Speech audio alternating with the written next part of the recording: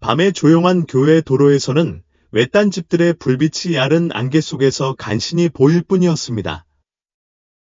도시의 베테랑 경찰관인 숙민 중령은 익숙한 거리를 순찰차를 몰고 달렸다. 바람의 길 건너로 마른 잎사귀가 흔들리는 소리와 함께 엔진의 꾸준한 소리가 들렸다. 차 안의 시계가 오후 8시 43분을 가리키고 있었는데 이는 그가 별로 특별하지 않다고 생각했던 하루의 업무가 끝나갈 무렵이었다. 앞에 교차로에서 그의 헤드라이트에 잡힌 것은 방금 정지 신호를 지나쳐 속도를 줄이지 않은 낡은 세단이었습니다. 성민은 한숨을 쉬며 신호를 켜고 차를 따라갔다. 작은 오류지만 확인하기에는 충분했습니다. 차가 천천히 멈추고 성민은 조심스럽게 뒤에 섰다. 그는 라디오를 통해 차분한 목소리로 다음과 같이 보도했습니다. 통제팀, 여기는 숙민 중령입니다. 번호판 52A-34,567의 세단을 정지하여 검사를 받으세요. 도움은 필요 없습니다. 그가 다가가자 차의 창문이 내려갔고 중년 남자의 얼굴이 드러났습니다. 그 사람은 예의 바른 옷차림의 말투도 부드러웠지만 성민은 뭔가가 조금 강요된 듯한 느낌을 받았다. 안녕하세요, 경관님. 무슨 일이신가요? 그 남자는 자신감 넘치는 얼굴로 미소 지었다. 성민은 차 안을 들여다보다가 그의 시선이 뒷좌석에 머물렀다. 7살쯤 된 어린 소녀가 인형을 가슴에 꼭 껴안고 앉아 있었습니다. 창백한 얼굴 위로 긴 검은 머리카락이 늘어져 있었다. 그녀의 눈은 막연한 두려움으로 번쩍였다. 그녀의 미소는 만약 그것을 미소라고 부를 수 있다면 덧없이 사라져서 그녀의 눈에까지 이르지 못했다. 방금 앞 교차로의 정지 신호를 지나쳤어요.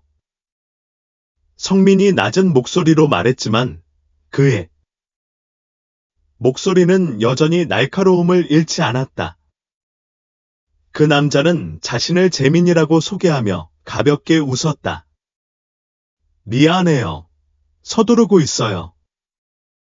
제 딸 민지예요. 저녁 먹고 언니 집에서 늦게 집에 돌아왔어요. 성민은 고개를 끄덕였지만 민지의 눈을 자세히 들여다보며 뭔가 이상하다는 것을 느꼈다. 그 소녀는 전혀 편안해 보이지 않았습니다. 그녀의 손은 인형을 너무 꽉 움켜쥐었고 손가락 관절이 하얗게 변했습니다. 재민 선생님이 부드럽게 그녀의 어깨에 손을 얹자 어린 소녀는 살짝 움찔했다. 작은 몸짓이지만 성민을 경각하게 만들기에 충분했다. 그는 서류를 확인하여 모든 것이 제대로 되어 있음을 확인했습니다. 성민은 그들을 붙잡아둘 만한 뚜렷한 이유가 없었기에 그들을 내버려 두었지만 마음속의 불안한 기분을 떨쳐낼 수는 없었다. 그는 차로 돌아가기 전에 세단의 실루엣이 어둠 속으로 사라지는 것을 지켜보았습니다. 민지의 눈빛이 그의 마음을 사로잡았다. 성민은 역으로 돌아와서 방금 적어둔 차량 번호판을 확인하기로 했습니다. 시스템이 처리하는 동안 그는 순찰차 카메라의 영상을 다시 열었습니다. 소녀의 얼굴에서 이미지가 멈추었을 때 성민은 그녀의 입술이 살짝 움직이는 것을 발견했습니다. 나를 구해줘. 경찰서 밖의 밤은 깊어갔다. 성민 중령은 책상에 조용히 앉아 컴퓨터 화면에 시선을 고정하고 있었다. 시스템에서 결과가 나왔습니다. 차량과 등록 서류가 모두 재민의 주소와 일치했고 재민의 주소는 공지천 다리 근처의 조용한 교외 지역에 있었습니다.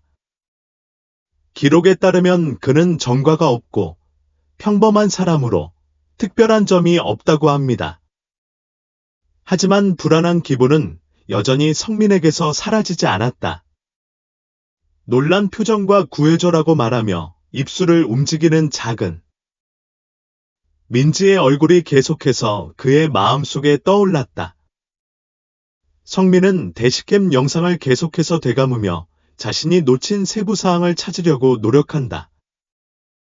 그는 소녀가 자신의 시선을 피하는 방식, 남자가 그녀의 어깨를 만졌을 때 그녀가 살짝 움찔하는 방식에 더욱 주의를 기울였다.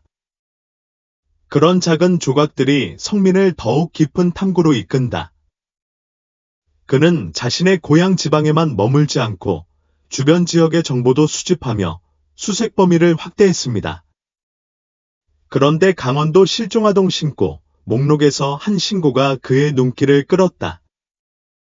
3일 전 구하로 마을의 한 공원에서 민지라는 이름의 7살 여자아이가 실종됐다는 내용이었다. 그 묘사는 성민이 방금 본 어린 소녀와 일치했습니다. 성민은 납치를 당할 것이라는 강한 예감이 들자 곧바로 강원도 수사팀에 연락했다. 저는 춘천시 경찰서 성민 중령입니다. 실종된 소녀 민지를 방금 만난 것 같습니다. 즉시 정보를 조율해야 합니다. 전화 너머로 들리는 그의 목소리는 다급했다. 전화의 반대편에는 형사수사팀장인 경수중위가 있었습니다. 정말이에요. 숙민 중령님. 저희는 지난 3일 동안 모든 곳을 수색했지만 단서가 하나도 없었습니다. 경수가 대답했다. 그의 목소리에는 의심이 깃들어 있었다.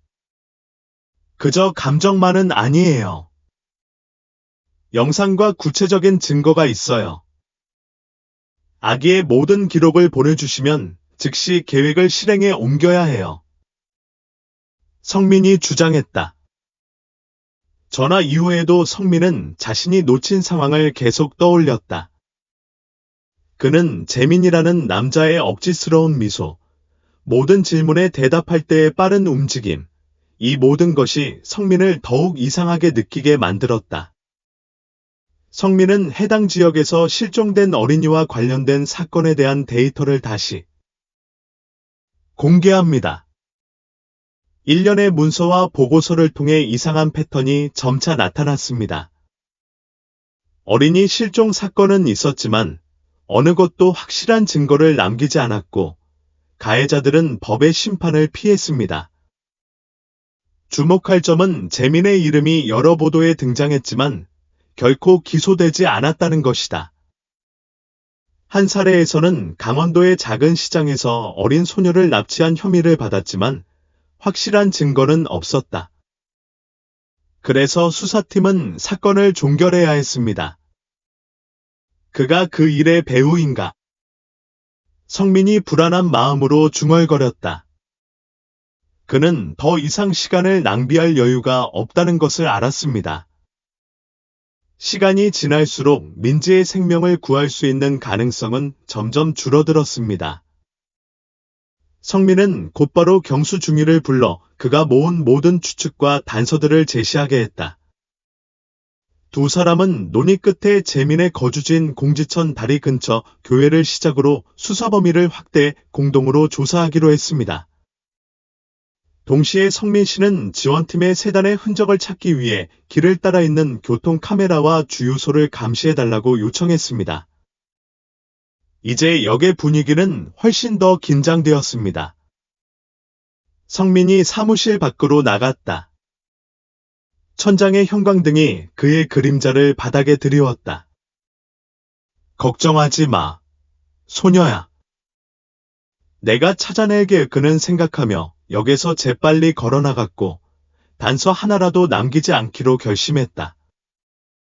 성민 중령이 공지천 다리 근처 교회로 차를 몰고 간 것은 늦은 밤이었다. 재민은 서류에 주소를 등록해 놓았다. 이 지역으로 이어지는 길은 구불구불하고 사람이 없으며 희미한 가로등만이 빛나고 있습니다. 성민의 가슴 속에는 조바심과 불안감이 계속 들끓고 있었습니다. 라디오가 울리며 침묵이 깨졌다. 전화 반대편에서 경수중위가 말했다. 성민, 교통 카메라를 확인했습니다.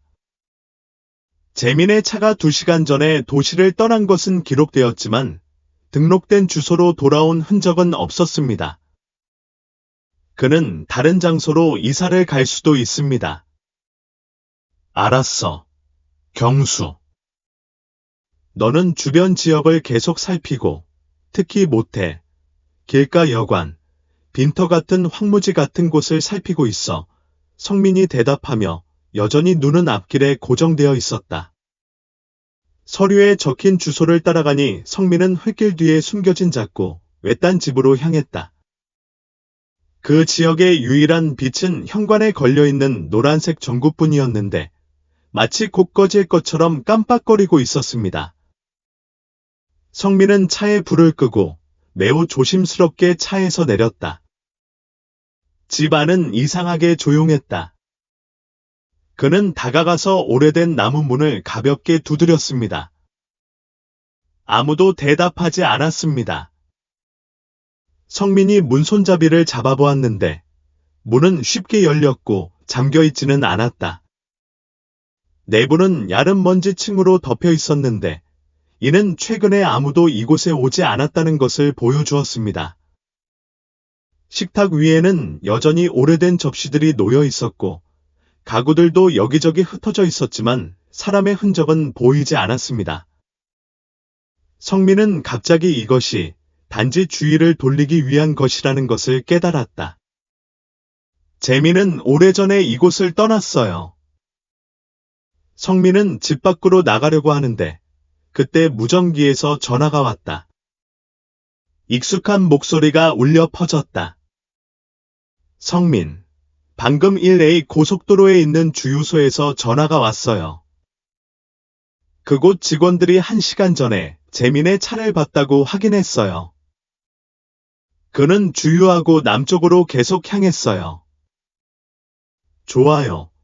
출발할게요. 성민이 대답하며 차에 시동을 걸고 재빨리 큰 길로 돌아갔다.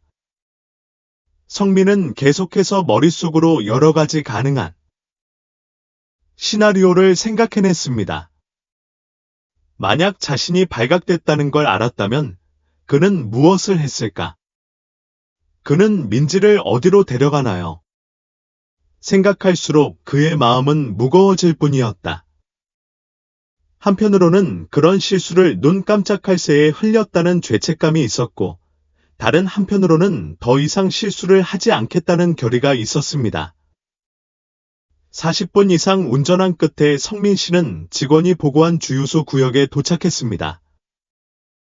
여기 매니저는 걱정스러운 표정을 한 중년 남성으로, 네, 차입니다. 운전자는 매우 긴장한 듯 보였고, 누군가가 자신을 따라오는 것을 두려워하는 듯 끊임없이 주변을 둘러보았습니다. 거기에 앉아있던 어린 소녀는 차 안에서 조용히 있었고, 인형을 꼭 품에 안고 있었습니다. 그가 돈을 지불한 후 서둘러 교회 리조트로 가는 길로 향했던 걸 기억합니다. 다른 이상한 게 보이나요?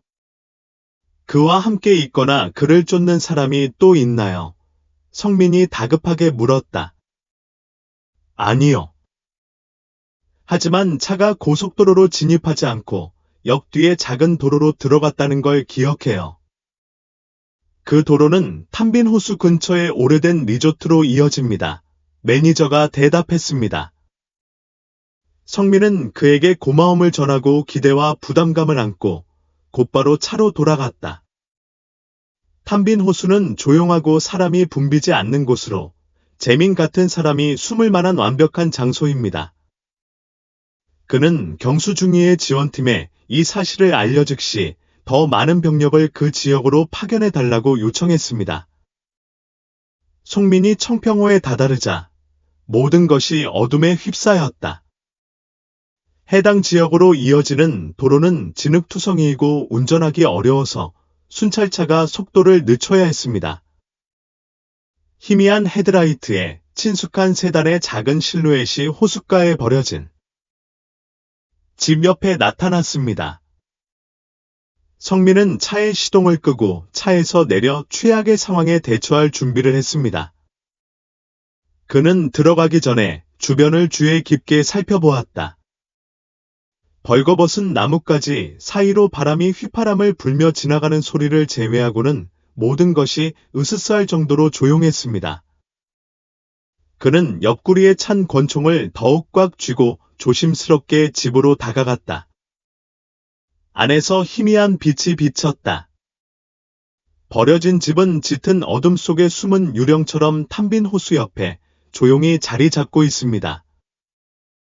창문에서 깜빡이는 빛이 고요한 호수에 반사되어 그 광경을 더욱 으스스하게 만들어 주었습니다.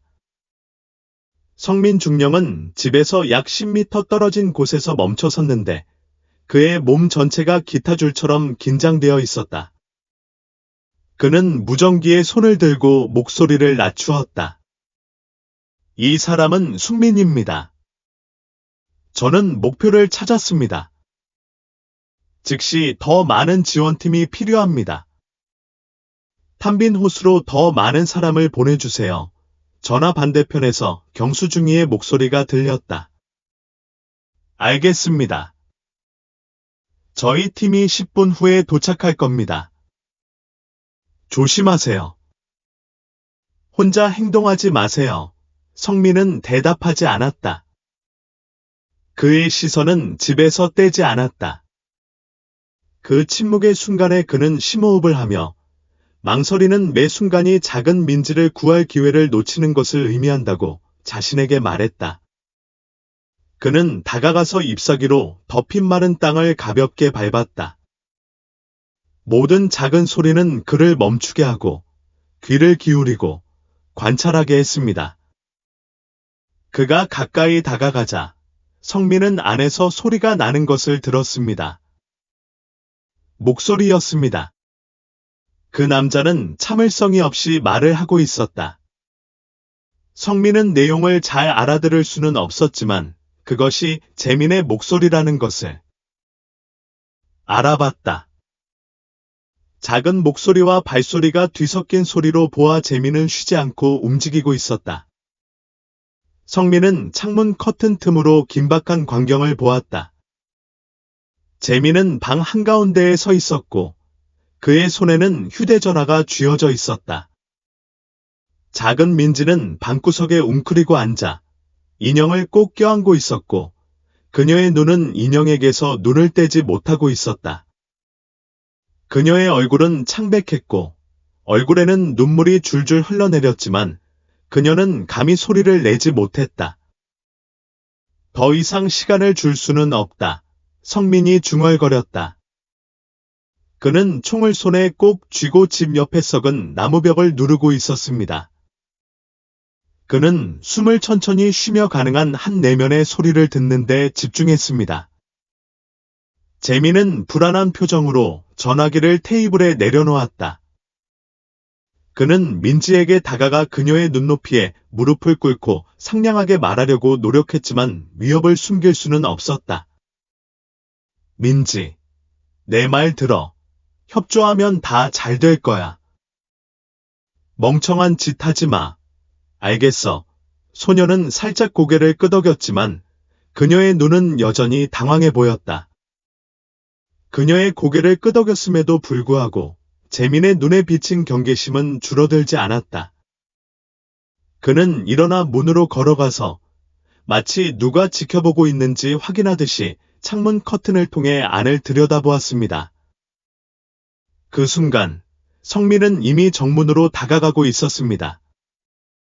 그는 문 손잡이를 확인하여 자물쇠가 잠겨있지 않다는 것을 발견했습니다. 그는 권총을 더욱 꽉 쥐고 쉴 수가 없는지 확인하기 위해 조금 더 기다리기로 결심했다. 성민의 무전기에서 아주 부드러운 목소리가 들렸다. 지원이 도착했습니다.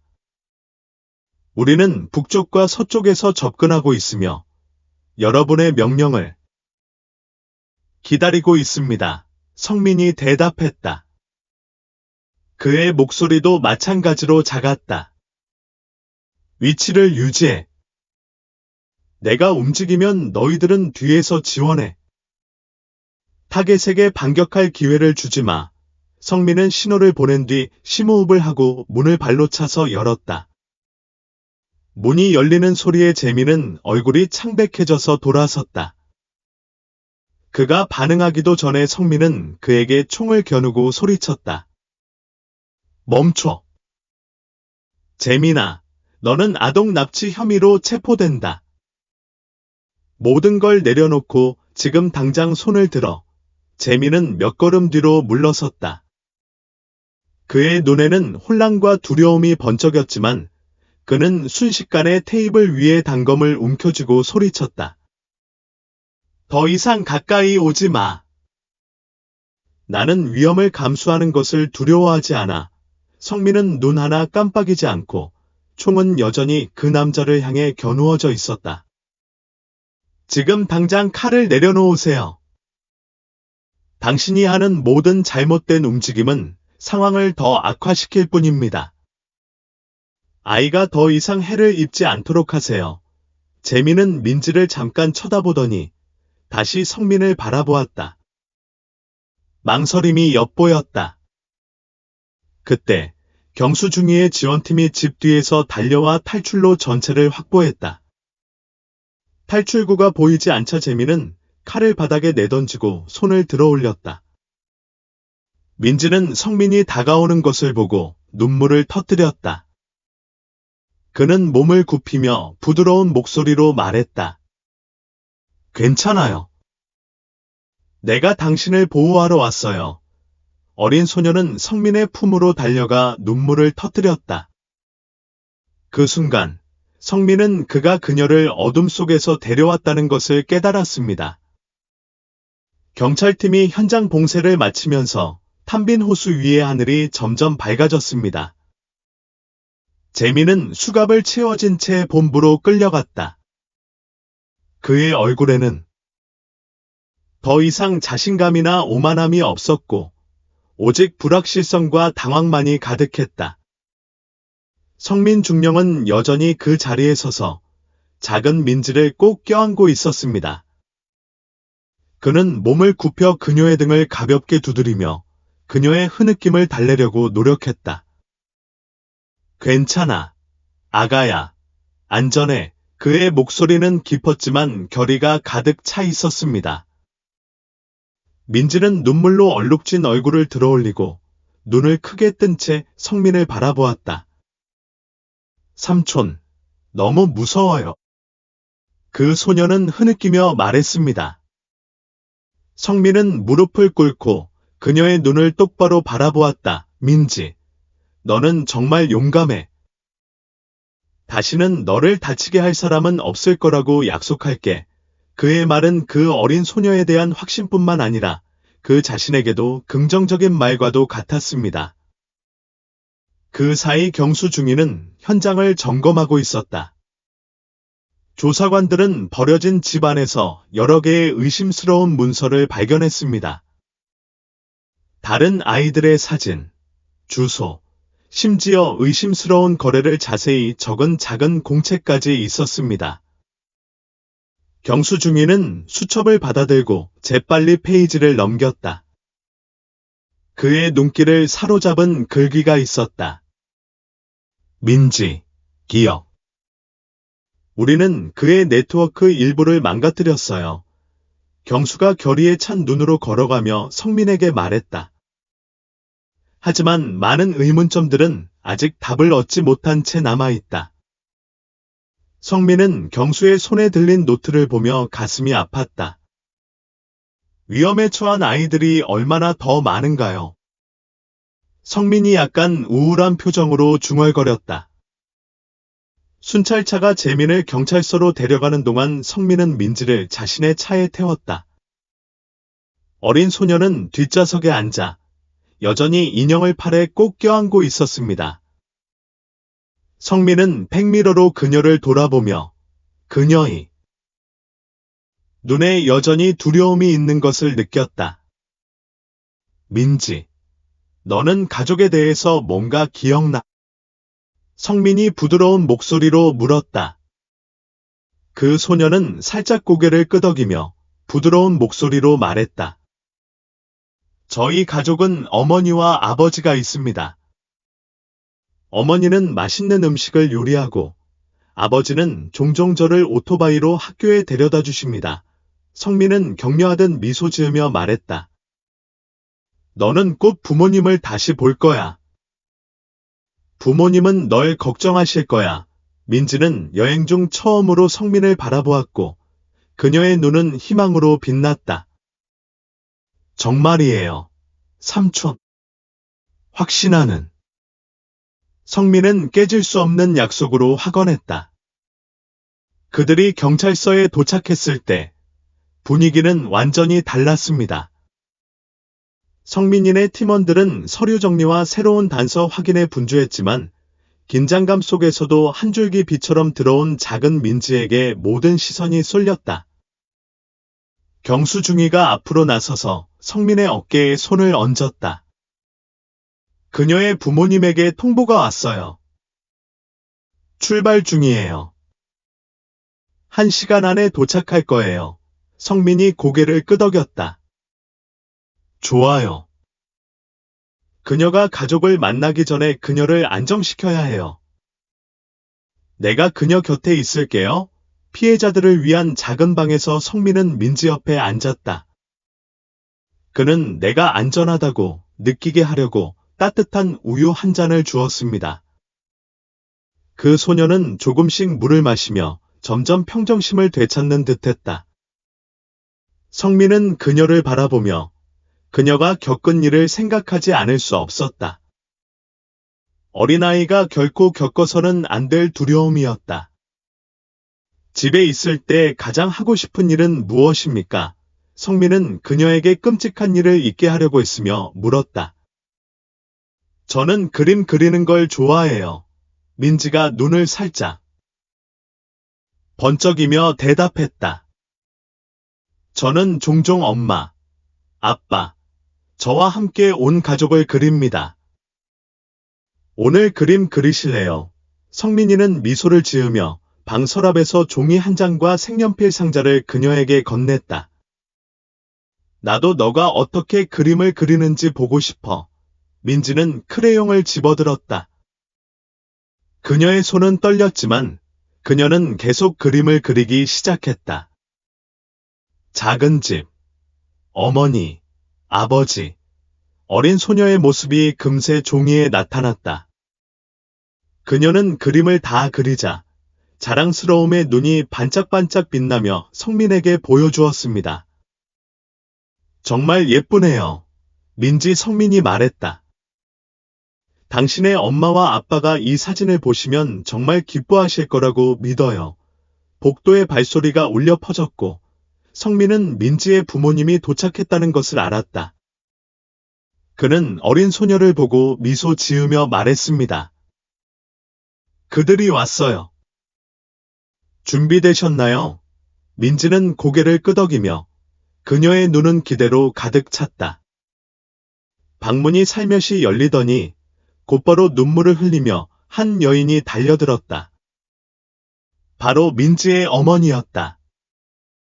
그녀를 따라온 것은 그녀의 아버지였는데 그는 얼굴에는 감정을 감출 수 없었고 잠 못 이룬 밤이 많아 눈은 빨갛게 충혈되어 있었다. 민지. 어머니는 마치 감정을 억제할 수 없는 듯 목소리에 감정이 묻어나와 소리쳤습니다. 민지는 고개를 들고 눈을 크게 뜨고 어머니를 바라보았다. 처음에는 그녀는 약간 놀랐지만 순식간에 어린 소녀는 크레용을 떨어뜨리고 엄마를 향해 재빨리 달려갔습니다. 엄마, 나는 비명을 지르며 그녀의 품으로 달려갔다. 어머니는 딸을 꼭 껴안았고 온몸이 떨렸다. 내 아이야, 내 아이야. 내가 너를 얼마나 걱정했는지 알아. 그녀는 얼굴에 눈물을 흘리며 말했다. 아버지는 그녀 옆에 무릎을 꿇고 어머니와 아이를 끌어안았습니다. 민지, 아빠야. 괜찮아. 그는 울음을 참으려고 했으며 목소리가 떨렸다. 괜찮아요. 아빠. 민지가 목이 메어 대답했다. 그 소녀는 마치 자신이 놓으면 부모님이 사라질까봐 두려워하는 듯이 부모님을 꼭 껴안았습니다. 숙민 중령은 방구석에 조용히 서 있었고 그의 눈은 감정으로 빛나고 있었다. 그는 이 순간이 온 가족이 이날을 위해 기도해온 전부라는 것을 알았습니다. 자녀를 잃을지도 모른다는 두려움으로 인해 헤어졌던 가족이 이제 치유되었습니다. 어머니는 다시 성민을 바라보았고 그녀의 눈은 감사의 눈물로 가득 찼다. 당신이 내 딸을 구한 사람이 맞죠? 그녀의 목소리가 떨렸다. 성민이 앞으로 나서서 살짝 고개를 끄덕였다. 우리는 그저 우리의 일을 했을 뿐이에요. 중요한 건 당신이 안전하다는 거예요. 어머니는 그의 손을 잡고 꽉 쥐었다. 고맙습니다. 정말 고맙습니다. 당신이 없었다면 저는 어떻게 살았을지 모르겠습니다. 아버지도 일어나서 성민의 어깨에 손을 얹었다. 우리는 당신의 친절을 결코 잊지 않을 것입니다. 당신은 우리 딸을 데려왔고 우리 가족에게 빛을 가져다 주었습니다. 성민은 고개를 숙여 그들의 고마움을 깊이 느꼈다. 저는 제 입장에 있는 사람이라면 누구나 할 법한 일을 했습니다. 중요한 것은 그가 이제 가족에게 돌아갈 수 있다는 것입니다. 민지는 여전히 어머니를 꼭 껴안은 채 성민을 돌아보았다. 삼촌, 저를 만나러 오실래요? 나는 희망으로 가득 찬 눈으로 물었다. 성민은 시선을 아래로 내리며 미소 지었다. 물론이지, 민지. 하지만 한 가지 약속해야 해. 항상 강하고 행복할 거라고. 알았지? 민지는 눈물로 얼룩진 얼굴에 미소를 지으며 힘차게 고개를 끄덕였다. 약속해요. 그는 교활한 표정으로 밖으로 나가서 마치 확인하듯이 주변을 둘러보았다. 잠시 후 그는 손이 묶이고 입이 막힌 8살쯤 된 아이를 끌고 왔습니다. 그 광경에 성민은 가만히 앉아 있을 수 없었습니다. 그는 주먹을 꽉 쥐고 분노로 눈을 번쩍였습니다. 경수야, 더 이상 기다릴 수 없어. 그 안에 아이들이 있어요. 나는 동쪽에서 접근하고 당신은 서쪽에서 보호해주세요. 우리는 조심해야 해요. 성민이 말했다. 경수는 고개를 끄덕여 동의했다. 두 사람은 나무를 엄폐물로 삼아 조용히 움직였다. 성민이 집에 다다르자 그는 집 안에서 대화하는 목소리를 분명히 들었습니다. 마치 논쟁하는 것처럼 어조가 거칠었다. 그 아이는 울면서 안으로 끌려 들어갔지만 감히 큰 소리를 지르지는 못했습니다. 성민이 경수에게 신호를 보냈고 둘 다 끼어들 준비를 했다. 그 순간 성민은 총을 손에 든 채 문을 부수고 들어갔습니다. 그의 목소리는 명령처럼 울려 퍼졌다. 경찰이다. 움직이지 말고 무기를 내려놓으세요. 작은 집의 나무 문이 열리며 숲의 고요함을 깨는 큰 소리가 났다. 성민 중령이 달려들어와 총을 들고 차가운 눈으로 방을 훑어보았다. 그의 뒤에서는 경수 중위가 재빨리 다가와서 뒤에서 지원을 해줬다.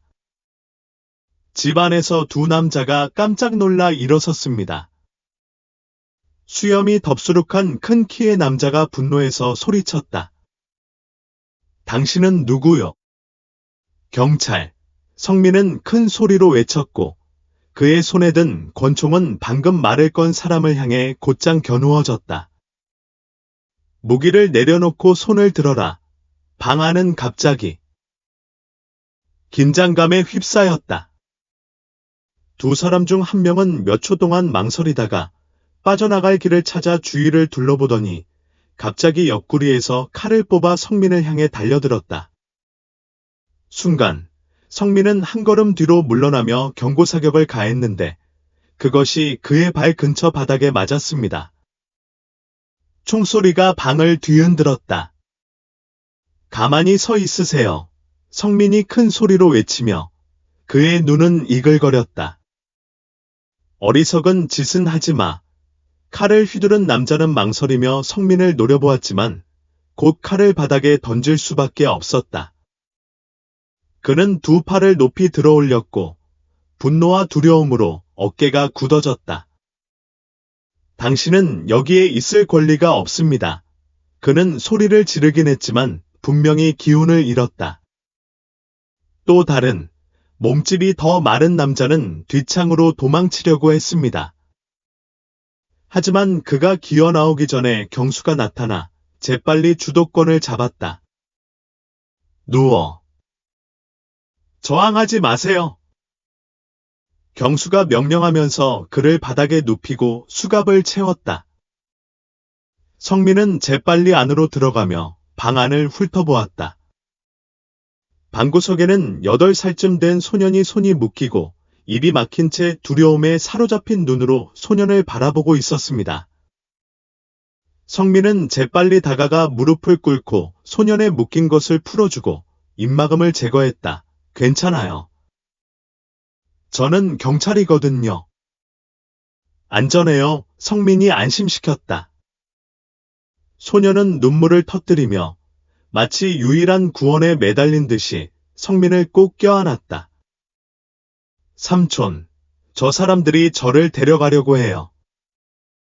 저는 그러고 싶지 않아요. 소년이 흐느끼며 작은 어깨를 떨었다. 어디에도 갈 필요가 없습니다.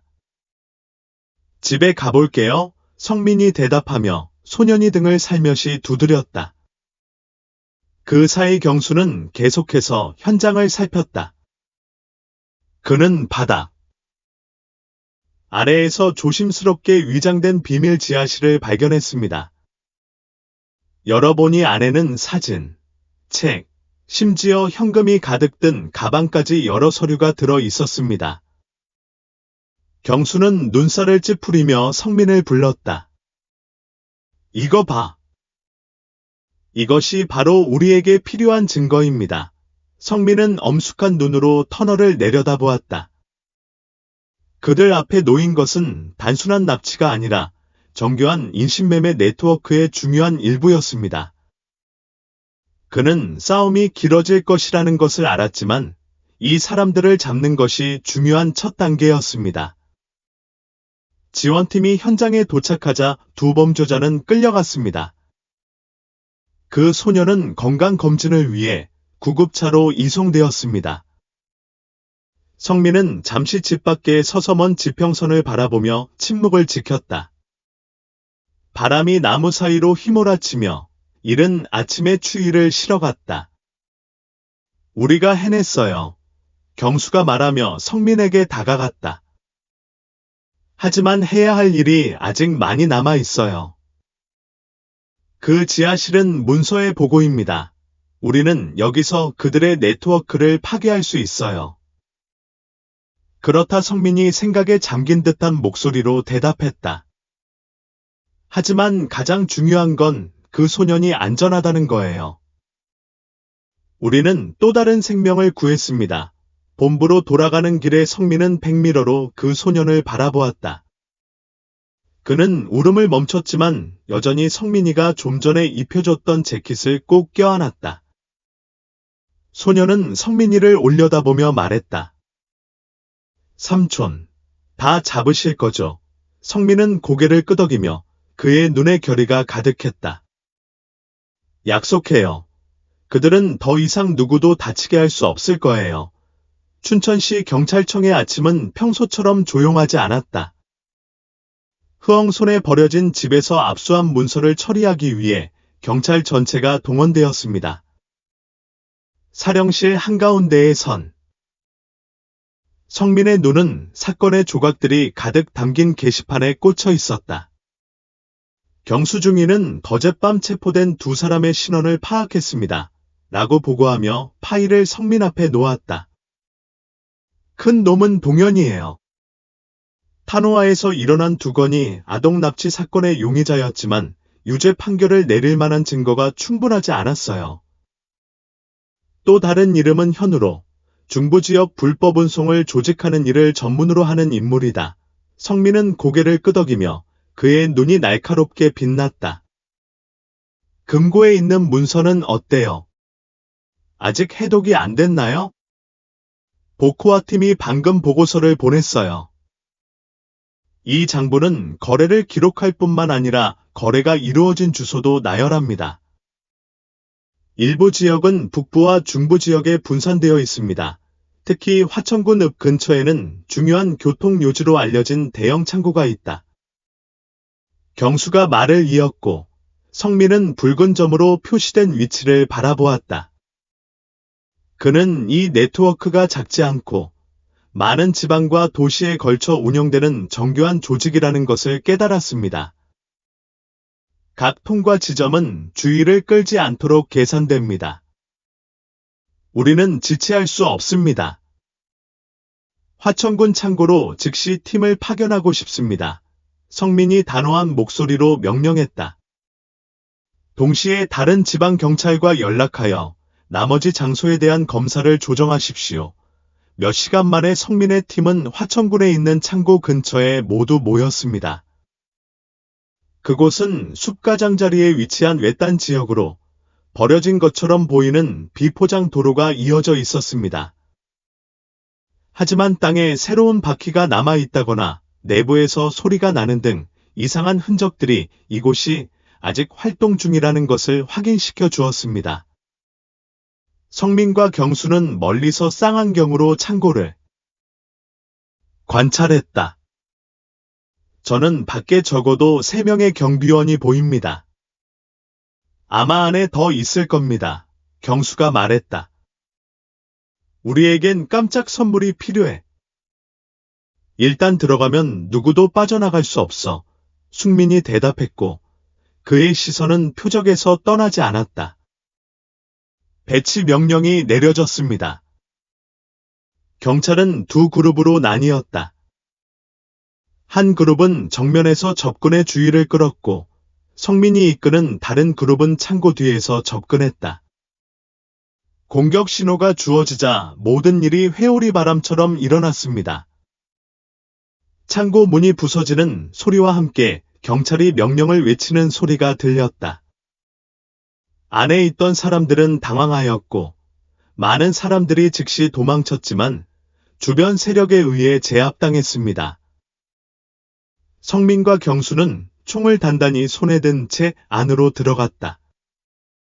창고 내부에서 그들은 피해자들, 대부분이 어린이들인 여러 개의 작은 임시 방을 발견했고 그곳에 갇혀 있었습니다. 성민과 그의 팀이 등장하자 두려운 눈빛이 그들을 바라보았다. 괜찮아요. 여러분은 안전해요. 성민이 말했다. 구석에 아이들이 모여 있는 것을 보고 그의 목소리가 부드러워졌다. 약 1시간 동안 지속된 공격 끝에 창고 전체 구역은 통제하에 놓였습니다. 실종 신고가 접수된 여러 지방과 도시에서 10명 이상의 어린이가 구조되었습니다. 이 네트워크의 지도자들은 많은 다른 중요 문서들과 함께 그 자리에서 체포되었습니다. 성민이 본부로 돌아왔을 때는 벌써 저녁이 되어 있었지만 그는 피곤함을 느끼지 못했다. 그 대신 안도감이 들었습니다. 아이들은 구출되었고 그는 이 범죄 네트워크를 파괴하기 위한 또 다른 조처를 취했다는 것을 깨달았습니다. 오늘 우리는 큰 일을 해냈어. 경수가 성민의 어깨를 두드리며 말했다. 하지만 그게 충분하지 않아요. 성민이 단호한 목소리로 대답했다. 우리는 관련된 모든 사람을 법의 심판대에 세워야 합니다. 이 네트워크가 완전히 없어질 때까지 저는 멈추지 않을 것입니다. 다음 날 아침 경찰서의 분위기는 긴장되었습니다. 화천군의 창고에서 압수된 문서는 중요한 단서를 제공했다. 중령 성민과 중위 경수는 안내판 앞에 섰는데 안내판에는 붉은 화살표와 점이 복잡하게 연결되어 있었다. 경수는 지난 이틀 동안 우리는 15명의 어린이를 구출했고 관련자 7명을 체포했습니다. 라고 보고했습니다. 하지만 이건 빙산의 일각일 뿐이에요. 우리가 수집한 정보에 따르면 그들의 지휘센터는 응이록 외곽의 큰 빌라에 있을 수 있어요. 그곳이 노트의 주요 기지로 기록되어 있어요. 성민은 고개를 끄덕이며 차가운 눈을 보였다. 이게 정말 지휘센터라면 우리는 신속하고 단호하게 행동해야 합니다. 그들이 증거를 파괴하거나 도망칠 시간을 갖기를 바라지 않습니다. 자세한 계획이 수립되었습니다. 성민이 주공격대를 지휘하고 다른 부대는 해당 지역 전체를 포위한다. 출발 전 성민은 민지의 엄마에게 전화해 사건의 진행 상황을 알렸다. 민지 괜찮아? 성민이 목소리를 부드럽게 하며 물었다. 그녀의 상태가 나아지고 있어요. 민지의 엄마가 감정이 담긴 목소리로 대답했다. 고맙다는 말 외에는 무슨 말을 해야 할지 모르겠어요. 당신이 해준 일은 제 아이를 구했을 뿐만 아니라 다른 많은 가족들도 구했어요. 성민이는 잠시 침묵하더니 더 이상 민지처럼 고통받는 아이들이 없기를 바랄 뿐이에요. 라고 대답했다. 오후 9시 정각, 경찰 호송대가 응이록의 빌라 지역에 진입했습니다. 여기는 이상할 정도로 조용한 고지였지만 성민은 그것이 무언가 잘못되었다는 것을 더욱 증명해줄 뿐이라는 것을 알고 있었다. 빌라는 높은 벽과 튼튼한 철문이 있는 큰 건물입니다. 안에 불빛이 밝아 누군가가 작업하고 있다는 것을 알 수 있었습니다. 경찰대는 여러 개의 그룹으로 나뉘어 모든 입구를 포위했습니다. 준비하세요. 성민이 무전으로 말했다. 그의 목소리는 차분했지만 강렬했다. 우리는 누구도 탈출하는 것을 허용하지 않습니다. 공격 명령이 내려졌습니다. 문이 깨지는 소리가 울려 퍼졌고 손전등이 사방에서 빛났다. 경찰이 난입하자 안에 있던 사람들의 공포에 질린 비명소리가 울려 퍼졌습니다. 일부는 저항을 시도했지만 곧 제압당했습니다. 넓은 방에서 숙민과 그의 팀은 컴퓨터, 전화기, 심지어 인신매매 네트워크에 대한 자세한 정보가 담긴 파일까지 여러 가지 기술 장치를 발견했습니다. 하지만 성민의 눈길을 가장 사로잡은 것은 복도 끝에 있는 철문이었습니다. 그는 팀원들에게 문을 부수고 총을 손에 들고 있으라고 신호를 보냈다. 문이 활짝 열리자 큰 방이 나타났고 거기에는 5명의 아이들이 갇혀 있었습니다. 당황한 눈빛이 성민이를 향했지만 그가 경찰 제복을 입은 것을 보고 아이들은 울음을 터뜨렸다.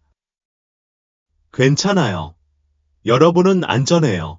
성민이 말하며 다가가서 각 아이를 안심시키려 했다. 2시간이 넘게 지나서야 빌라 전체가 통제되었습니다. 예의 바른 모습의 중년 남성을 포함한 네트워크 리더들은 밖으로 끌려나갔습니다. 그는 성민을 보며 싱긋이 웃었지만 성민은 눈 하나 깜빡이지 않았다. 결국 너는 그저 말일 뿐이야. 성민이 그의 얼굴을 향해 직접 말했다. 당신의 전체 네트워크가 파괴될 것입니다. 너는 멸망할 것이다. 그는 아무 말도 하지 않았지만 그의 눈에서는 불안함이 드러났다. 성민은 이 사건이 여기서 끝나지 않는다는 것을 알고 있었다. 추적해야 할 네트워크의 다른 지점이 아직도 많이 남아 있었기 때문이다.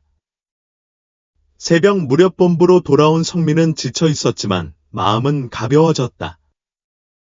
20명 이상의 어린이가 구출되었고 주모자들은 체포되었습니다.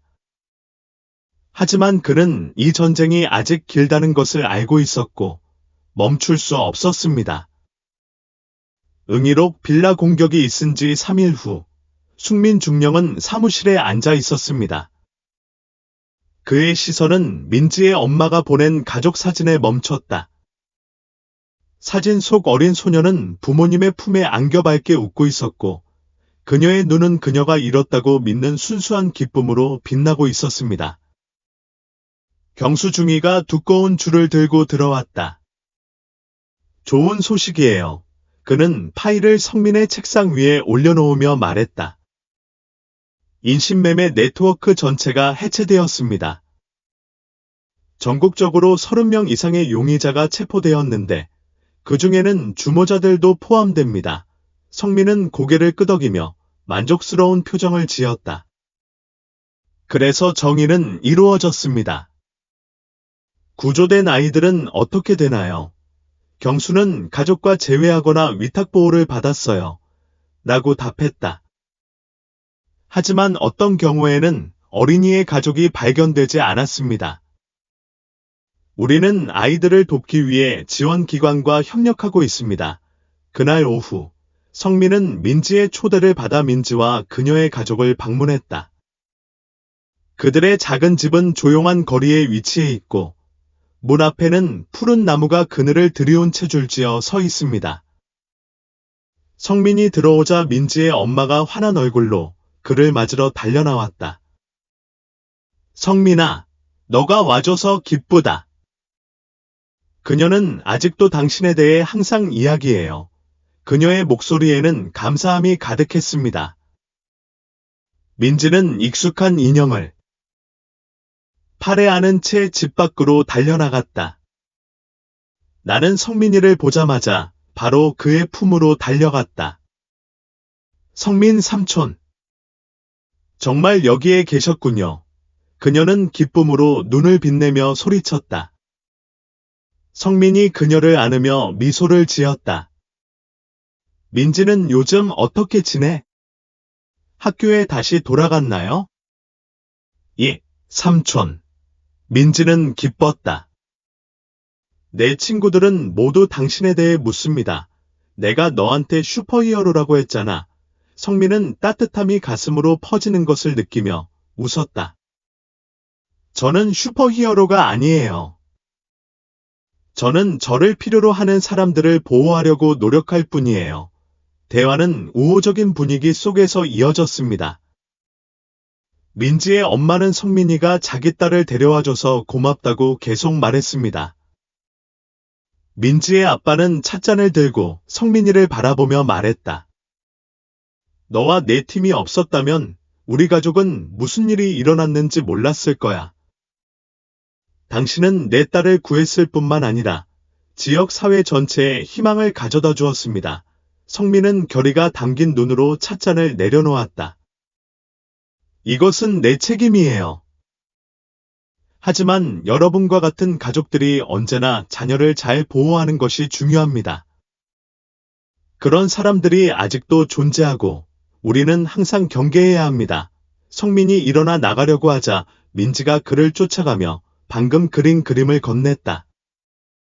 사진 속에는 경찰복을 입은 성민이 담겨 있고 그 옆에는 미소 짓고 있는 민지가 있다. 이건 당신을 위해 그린 거예요. 당신이 나를 항상 기억해줬으면 좋겠어요. 그녀의 목소리는 분명했다. 성민이는 눈을 살짝 찌르는 듯한 표정으로 그림을 받았다. 저는 그것을 항상 간직할 거예요. 민지. 그리고 저는 당신과 같은 아이들을 항상 보호하여 더 이상 아무도 고통받지 않도록 하겠다고 약속합니다. 사무실로 돌아온 성민은 사건을 해결하는 데 사용된 지도 바로 옆벽에 그림을 걸었습니다. 그는 자부심으로 가득 차서 그것을 바라보았다. 이 전쟁은 아직 끝나지 않았지만 앞으로 나아가는 모든 발걸음, 구해진 모든 생명은 가치 있는 보상입니다. 밖에서는 아이들의 웃음소리가 울려 퍼졌고 그것은 그의 노력이 결코 헛되지 않았다는 것을 상기시켜 주었습니다. 숙민 중령과 아이들을 구출하기 위한 그의 여정에 대한 이야기는 용기와 헌신에 대한 극적인 회고록일 뿐만 아니라 연민, 책임감, 신앙의 힘에 대한 심오한 교훈이기도 합니다. 성민의 결의는 우리에게 어떤 상황에서도 직감이나 작은 세부사항을 무시해서는 안 된다는 것을 일깨워줍니다. 그의 경계심과 인내심 덕분에 많은 생명이 구해지고 모든 것을 잃은 듯한 가족들에게 희망이 찾아왔습니다. 이 이야기는 또한 어린이, 즉 그들의 취약한 어린 마음을 보호하는 것의 중요성에 대한 경고이기도 합니다. 이는 아이들이 사랑과 보호 속에서 자랄 수 있는 안전한 지역사회를 건설해야 하는 각 개인의 책임감을 일깨워줍니다. 결국 터널 끝에는 항상 빛이 있습니다. 성민과 그의 팀의 노력은 아이들이 가족을 찾는 데 도움을 주는 것뿐만 아니라 정의와 인간성이 항상 악보다 승리한다는 것을 확신시켜줍니다.